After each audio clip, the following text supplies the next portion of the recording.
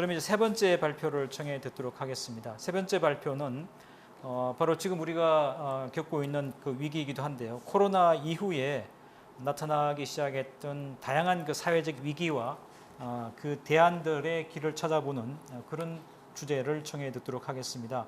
한양대 이도움 교수님을 모시고 이 주제를 청해 들을 텐데요. 이도움 교수님은 한양대 국문학과를 졸업하시고 동대학원에서 박사학위를 받으셨습니다. 그리고 민교협 상임 의장을 역임하셨고 개간문학과 경계의 주관을 역임하셨고요. 한양대 한국학연구소장 등을 역임하셨습니다. 화생기후학 이론과 실제 그리고 4차 산업혁명과 대안의 사회 등 여러 편의 역작을 남기고 계십니다. 현재 한양대 국어국문학과 교수와 한국시가학회 회장을 맡고 계시고 불교평론 편집위원으로 활동하고 계십니다. 그럼 지금부터 이도훈 교수님을 모시고 코로나 이후 사회의 위기와 대안의 길을 찾기라고 한 주제의 발표를 청해 듣도록 하겠습니다. 발표 부탁드리겠습니다. 네, 안녕하세요. 여러분들 코로나로 얼마나 고생이 많으십니까? 저는 이제 코로나 이후 사회가 지금 6대 위기를 맞고 있다고 봅니다. 그 6대 위기에 대해서 간단히 말씀드리고 그 원인과 대안을 어떻게 우리가 세울 것인가 거기에 초점을 맞춰서 말씀을 드리겠습니다. 저는 지금 이 빈틈이 사라진 시대라고 봅니다. 제가 대학생 때만 하더라도 안양천에서 소쿠리로 버들치를 잡았습니다. 당시에는 환경법이 없어서 그냥 오염물질을 막 안양천에 버렸습니다. 근데도 어떻게 1급수 물고기인 버들치가 안양천에 살았을까요?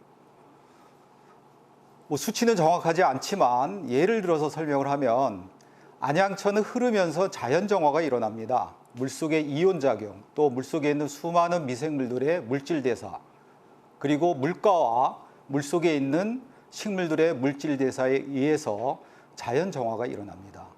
그럼 안양천이 흐르면서 자연정화하는 양이 하루에 100톤이다. 그런데 오염물질이 99톤이 버려진다면 그 1톤의 빈틈 때문에 오염물질을 99톤 버리더라도 물은 항상 1급수를 유지할 수 있는 것입니다. 그래서 도가사상에서 무의와 자연이 비슷한 말이죠. 그리고 무의를 지금 세계 도가학에서도 난두잉식으로 번역을 합니다. 그러나 저는 이 무의라는 것이 아무것도 하지 않는 것이 아니라 빈틈을 만드는 것이라고 봅니다. 제가 오랜 동안 사람들한테 2008년이 무슨 해냐 물어봤었습니다. 근데 대부분의 사람들, 단 한 사람도 대답을 못했습니다. 근데 2008년이 여러분 무슨 해인지 아세요? 인류 역사상 처음으로 도시 인구가 농촌 인구를 넘어서냅니다. 그러니까 인류 78억 명 가운데 절반 이상이 순환하지 않은 삶, 쓰레기를 더 많이 양산하는 삶을 우리는 살고 있는 것입니다. 그래서 저는 2008년을 기점으로 해서 이제 빈틈이 사라지고 환경 위기 같은 것도 소위 티핑 포인트를 넘어섰다고 봅니다. 그래서 많은 것들이 이제 눈에 나타나지 않는 것이 아니라 우리에게 체험할 수 있는 위기들로 다가오고 있다고 봅니다.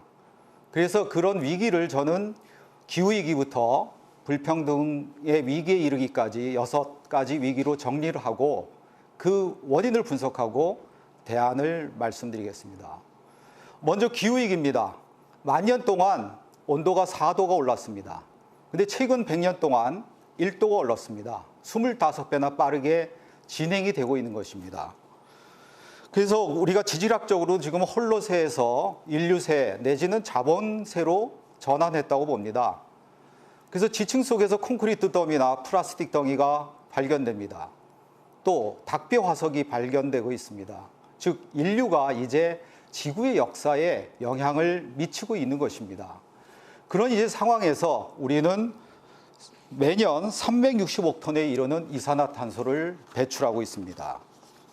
그래서 이제 지구 온난화가 시작이 됐고 태풍이라든지 폭염이라든지 폭설이라든지 폭우라든지 이런 것이 다 역대급의 매년 거의 그 갱신을 하는 그런 아주 폭발적인 위기로 다가오고 있습니다.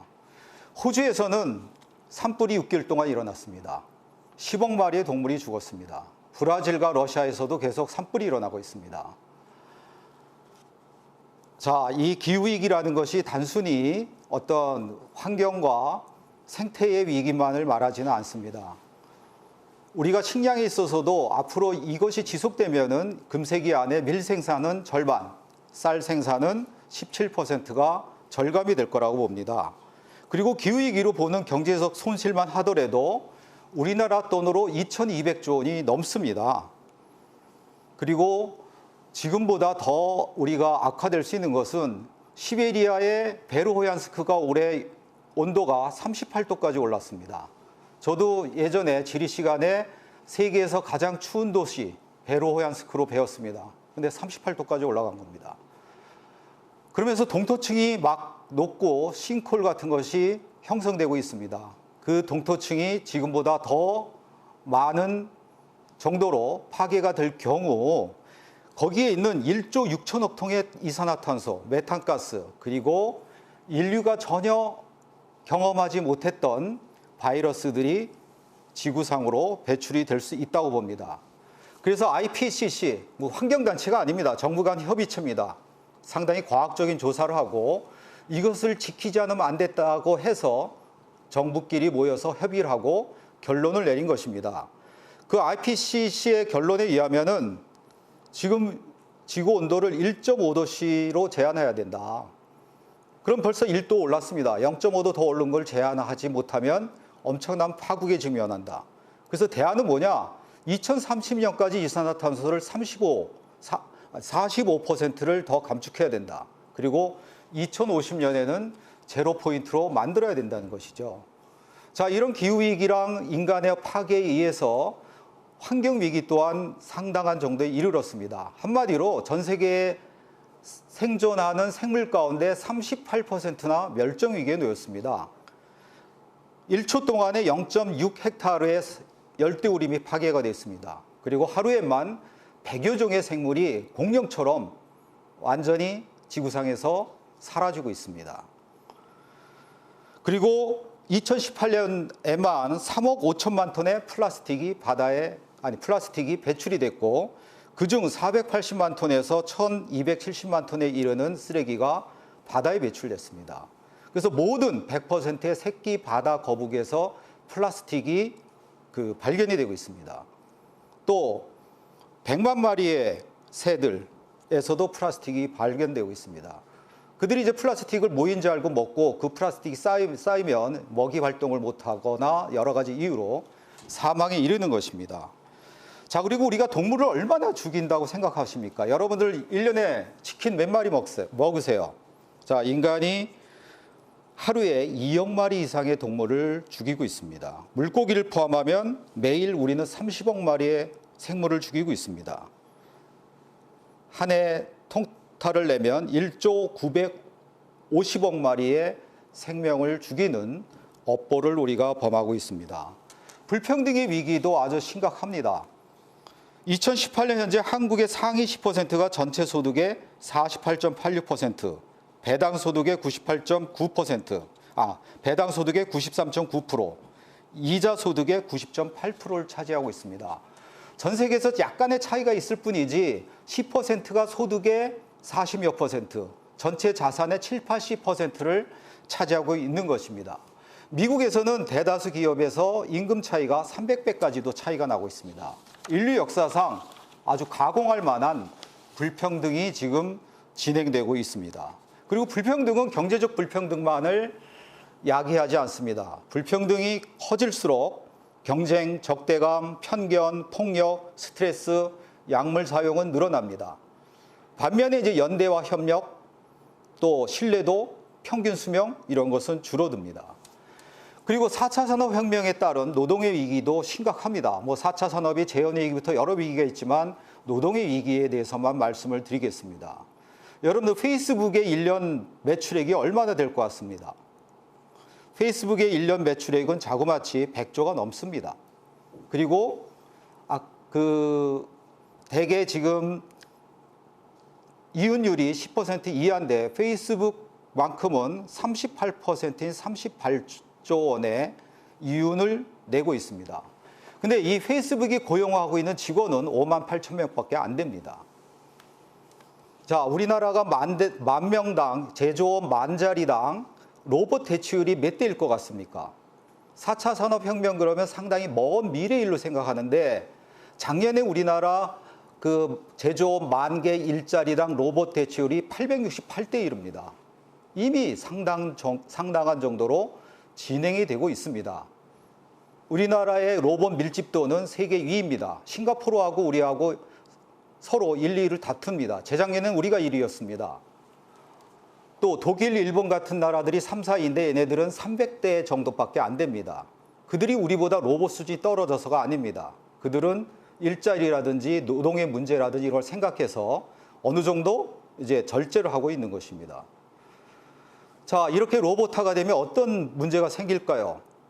다 여러분들이 일자리가 감축된다는 문제는 알고 있고 우리는 언론들도 보도하고 있습니다. 그러나 그것은 상대적으로 저는 작은 문제라고 봅니다. 가장 큰 문제는 고스트 워크로 대체가 된다는 것입니다. 그러니까 로봇이나 인공지능이 하지 못하는 부스러기 일을 하는 것이 바로 고스트 워크입니다.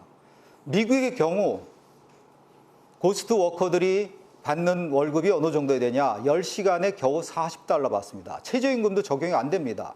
몇만이 있는지 몇천만이 있는지 추산도 안 됩니다. 당연히 노동조합도 못 만듭니다. 그래서 이 로봇화가 계속 진행되면 대다수 노동자들이 고스트 워커로 전락할 수가 있습니다. 더 심각한 것은 로봇 봉건제가 현실화가 될 수가 있습니다. 로봇의 생산성은 인간의 선업에서 몇천 배 이르기까지 아주 다양하고 아주 인간에 비해서 생산성이 높습니다. 그러면 이 로봇화가 더 진행되면 로봇 소유주 몇 명이 전체 생산한 가치들을 독점하게 됩니다. 그 로봇이 이제 로봇 소유주가 봉건제의 영주구시로 한다면 로봇들이 기사 역할을 하는 것이고 대다수 노동자들은 그 로봇에 종속된 농노보다 더 못한 거의 노예 신분과 비슷한 정도의 그 노동자로 전락하게 됩니다. 그리고 또 하나는 노동운동이 무력화할 수 있다는 것입니다. 지금은 자본이 노동자에 비해서 월등한 힘을 가졌다고 하더라도 노동자들이 파업과 같은 노동 거부를 해내면 자본이 일정 정도 양보할 수밖에 없었습니다. 왜? 자본의 이윤이 줄어들기 때문에. 그러나 이제는 자본이 양보할 필요가 없습니다. 파업을 하면 잘 됐다는 듯이 로봇으로 대체합니다. 그렇기 때문에 노동운동 자체가 무력화가 되고 노동운동이 무력화가 된다는 것은 진보운동 자체가 말살이 된다는 것입니다. 그 다음에 이제 간헐적 팬데믹이 위기입니다. 왜 이 간헐적 팬데믹이 왔습니까? 자, 제 손바닥만 하더라도 수십억 마리의 지금 미생물이나 바이러스, 박테리아들이 있습니다. 그러나 이 중에 99.99%는 다 저와 수백 년 아니면 인류와 700만 년 이상 공존한 미생물들입니다. 그렇기 때문에 이것은 저에게 병을 안 일으킵니다. 그러나 여기 살모넬라 균이 몇 마리 이상이 있다. 그걸 제가 이렇게 코를 훔치거나 입을 이렇게 쓱 닦다가 제가 먹게 됐다. 그럼 저 식중독 걸리는 것입니다. 그러니까 이 코로나 바이러스는 수억 년 내지 수천만 년 동안 숲속에서 박쥐와 원숭이와 같은 동물과 공존하면서 잘 살아왔습니다. 근데 완충 역할을 할 숲마저 인간이 파괴하니까 그들 바이러스가 이제 단백질이 단순해서 변형하기 쉬운데 얘네들이 인수공통의 바이러스로, 그러니까 박쥐와 원숭이만이 아니라 인간도 숙주로 삼는 바이러스로 변형을 일으킨 것입니다. 그리고 그중에 이제 또 한두 개가 4, 5년에 한 단위로 팬데믹을 일으킨 것입니다. 그래서 과학자들과 수학자들이 확률적으로 계산할 때 이제 4, 5년에 한 번씩 팬데믹이 올 거다. 코로나 바이러스 아직도 종식 못 시키고 있습니다. 델타 바이러스가 또 4차 유행을 일으키고 있습니다.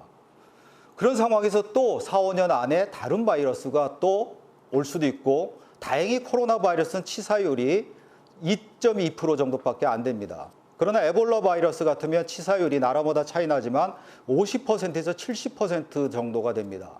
그리고 앞으로 다가오는 바이러스가 코로나처럼 감염이 잘 되고 에볼라처럼 치사율이 50% 이상이다. 그럼 어마어마한 그 공포와 아주 그 종말론적인 것들이 이 지구상을 감쌀 것입니다. 그리고 이제 마지막 6대 위기로 공론장애 붕괴와 민주주의 위기입니다. 우리가 민주주의를 누리고 있는 것은 17세기 이후에 교회 바깥에 공론장을 만드는 데 있습니다. 그들이 교회 바깥에 시민사회를 건설하고 출판업이나 인쇄업이나 이런 걸 바탕으로 해서 신문 잡지가 만들어지고 그걸로 대중들도 엘리트들만이 독점하던 지식과 정보를 습득하고 그 공론장에서 합리성을 바탕으로 또 과학성을 바탕으로 논의를 했고 그것이 여론을 형성하고 그것이 민주주의의 토대가 됐습니다. 우리나라도 저는 18세기부터 공론장이 형성됐다고 봅니다.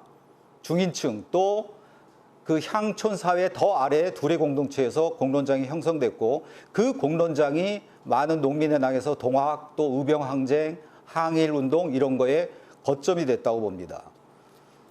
그리고 60년대 이후 특히 87년 민주항쟁 이후 우리나라 공론장이 굉장히 활성화가 됐었습니다.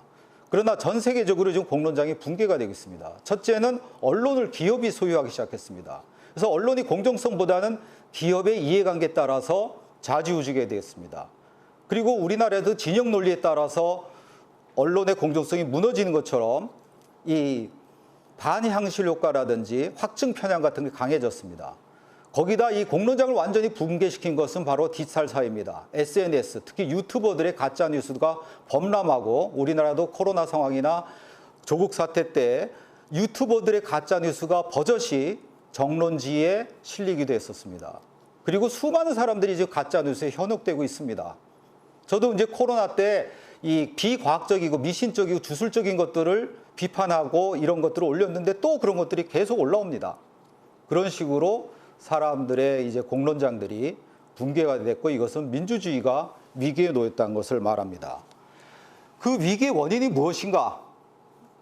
아까 말씀드린 대로 큰 틀을 보면 빈틈이 사라진 거죠. 그 빈틈을 사라지게 한 가장 큰 건 뭐냐? 뭐 산업화, 도시화 이런 것도 작용했지만 저는 근본적으로 자본주의 체제라고 봅니다. 자본주의 체제는 확대 재생산을 합니다. 올해 우리나라가 뭐 1000조를 생산했으면 내년엔 1100조를 생산해야 자본주의는 돌아가는 것입니다. 그러니까 끊임없이 자본주의 사회에서는 성장을 지속시키게 돼 있습니다. 그리고 많은 사람들이 경쟁심 탐욕을 갖다가 서로 증대하게 돼 있습니다. 그리고 돈이, 화폐가 붓다보다도 예수님보다도 더 소중한 존재가 됩니다. 모든 사람이 다 물신화가 되고 서로가 서로를 소외시키게 됩니다. 기후위기부터 원인들 많이 얘기하지만 근본적으로 가면 다 자본주의 체제로 귀결이 됩니다. 그렇기 때문에 저는 대안이 뭐냐 하면 자본주의 체제를 해체하는 거다. 그럴 때 여러분 중에 대부분이 굉장히 과격한 거 아니야? 뭐 이렇게 생각하겠지만은 이런 탐욕과 경쟁심과 확대 생산이 기후위기부터 불평등 극대화에 이르기까지 많은 위기들을 야기했기 때문에 또 근본 원인이 자본주의 체제이기 때문에 근본 원인을 없애지 않는 한 다른 지엽적인 거 해봤자 이 위기의 극복이 안 일어난다는 거죠. 더구나 우리가 시간이 많이 남아 있다면 온건한 개혁책이 가능할 것입니다. 그러나 우리에게 남은 시간이 이제 10년도 채 안 됩니다. 그리고 또 이 자본주의 사회는 탄소세와 같은 아주 좋은 개혁책도 상품화 시켜버립니다. 그리고 여러분이 또 알아야 될 것은 우리의 문제는 생산의 문제가 있는 것이 아니라 바로 생산관계에 있다는 것을 알아야 됩니다.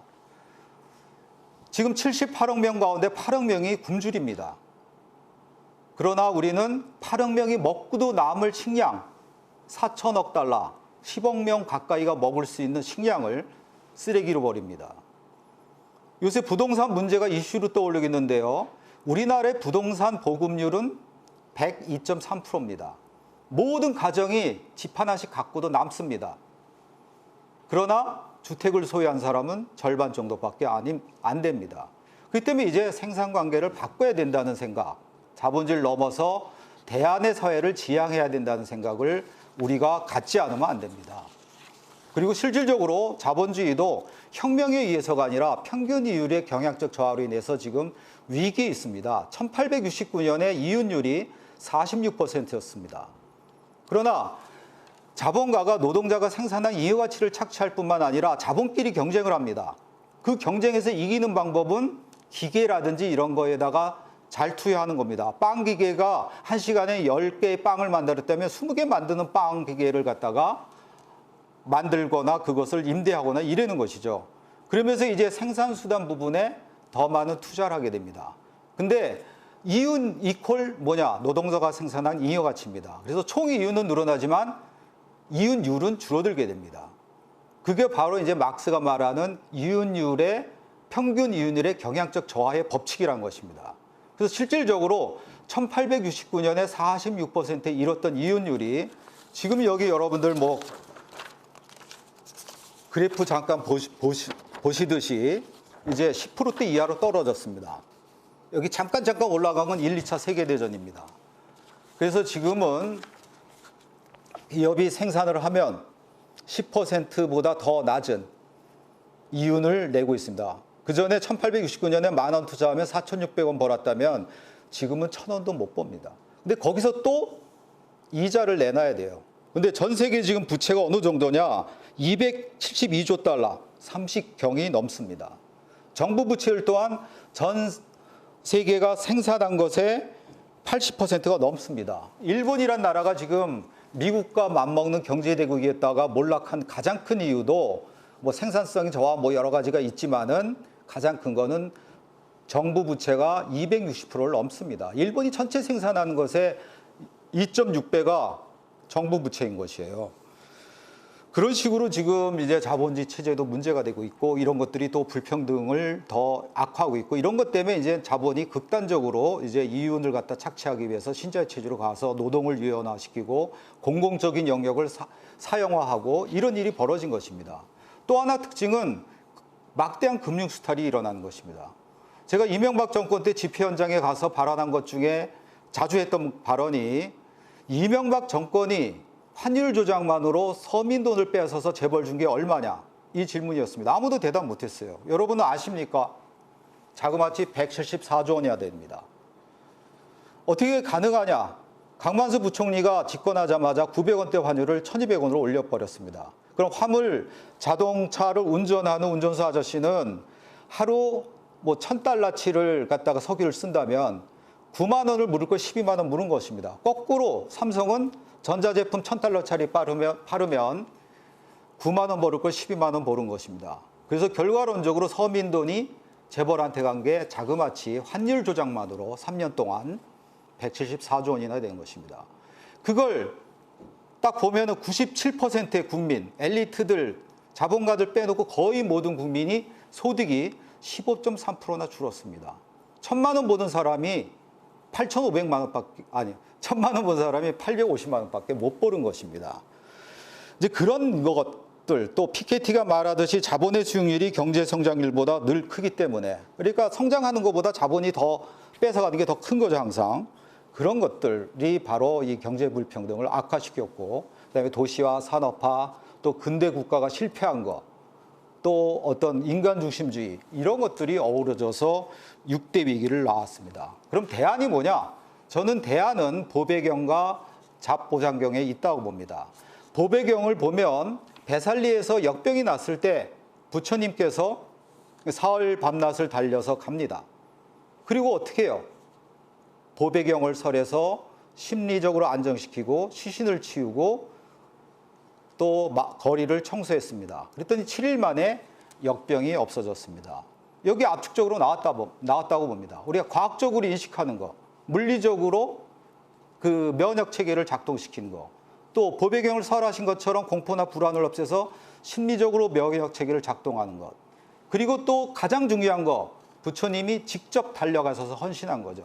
직접적인 참여와 헌신, 이런 것들이 코로나 위기를 극복할 수 있다는 것입니다. 또 하나는 바로 잡보장경에 나오는 환희수약입니다. 대형 산불이 났습니다. 아까 호주 산불 얘기했지만. 근데 환희수라는 앵무새가 자기 날개를 물로 적셔갖고 산불을 끄는 거예요. 그게 산불 꺼지겠습니까? 그러니까 보다 못해서 너 그걸로 가능하냐 이제 물어본 거죠. 그랬더니 이제 그 앵무새가 하는 말이 내 몸은 비록 작으나 내 마음은 크다. 내가 그래서 반드시 이 산불을 끌 거다. 그래서 내가 살아서 못 끄면 죽어서라도 이 불을 끄겠다. 이런 것입니다. 그래서 이제 제석천이 감동해서 그 산불을 껐다는 것입니다. 그래서 우리가 상황은 암울하지만 하버마스가 말한 대로 유토피아의 오아시스가 말라버리면 진부함과 무력함의 사막만이 펼쳐집니다. 우리가 암울한 상황, 이거에 대해서 과학적이고 객관적으로 철저하게 분석을 해야 됩니다. 그러나 우리가 비전을 갖고 그 비전을 만들어 나가야 된다고 봅니다. 그 비전은 저는 자본주의를 넘어서 우리가 좀 서로가 상생할 수 있는 그런 저는 공동체라고 봅니다. 세계 차원에서도 어떠한 불교적인 무등의 세계 체제를 만들어야 된다고 봅니다. 우리나라는 이제 태양광 발전기 많이 짓죠. 저는 이것이 카드 돌려막기와 같다고 봅니다. 숲을 파괴하고 짓기 때문에. 그러나 이제 세계가 무등의 체제를 갖다 형성해서 아시아는 뭐 아라비아 사막이나 고비 사막에, 뭐 유럽은 사하라 사막에, 여기가 세계 공동으로 태양광 발전기를 짓는 것입니다. 참고로 사막에서 태양광 발전이 1kW를 생산하는데 82센트밖에 안 됩니다. 그렇게 태양광 발전기를 이제 부자 나라들이 돈 내서 짓고 그것을 이제 대륙별로 송전을 시켜서 이제 전기 에너지를 석탄, 석유, 화석 연료가 아닌 태양광으로 대체하는 것입니다. 그런 식의 세계 체제가 이루어져야 된다. 그리고 이제 나라도 이제 자유롭고 정의로운 생태복지 국가로 이제 이행해야 된다고 봅니다. 그래서 마지막으로 말씀드리고 싶은 것은 이제 불교적인 대안을 한다 그러면 대개 개인의 어떤 깨달음, 개인의 성찰만 이야기합니다. 물론 소육지족의 삶으로 우리가 전환해야 된다고 봅니다. 이제 탐욕이라든지 경쟁이라든지 이런 것보다 또 내가 결혼식이라고 해서 뭐 샹들리가 번쩍이는 곳에서 캐비아를 먹는 것보다 오히려 그 뒷산에 가서 그 싸온 김밥을 나눠 먹으면서 더 행복한 삶으로 전환을 해야 된다고 봅니다. 그러나 이제 우리가 어떤 개인적인 변화를 한다고 하더라도 사회 변화를 시키지 않으면 개인적인 깨달음도 무효화가 되거나 무력화가 될 수가 있다는 것을 알아야 됩니다. 그래서 사회개혁과 나의 개혁이 같이 가야 된다고 봅니다. 그리고 이제 마지막으로 한 말씀 드리면 그 우리의 몸의 중심은 뇌나 머리나 가슴이 아니라 저는 아픈 곳이라고 봅니다. 손가락 끝만 아파도 그 아픈 곳으로 신경세포에서 뭐 면역세포, 영양분이 모여서 그 손가락을 낫게 하고 결국은 우리 몸을 낫게 합니다. 그런 어떤 당위적 것만이 아니라 가장 아픈 자들, 난민들, 이주노동자들, 또 비정규직 노동자들, 또 소외된 노인들, 이들이 있는 곳이 바로 우리 사회의 퓨즈입니다. 그 퓨즈를 건전하게 해야 우리 사회 전체가 건전합니다. 이상으로 마치겠습니다.